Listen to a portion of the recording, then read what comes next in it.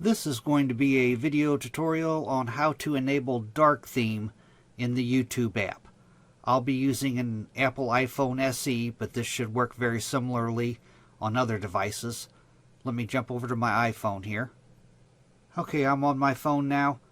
First thing you need to do is open up the YouTube app, of course. I'm going to tap on that.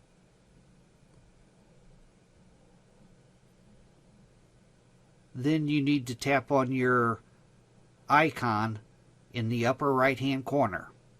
Tap on that.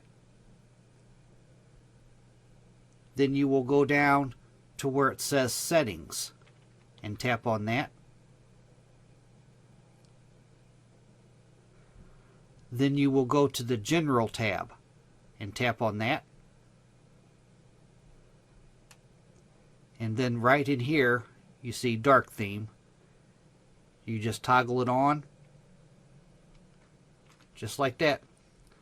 That is how you enable, let me back up here. That's how you enable dark theme on the YouTube app. Thanks for watching.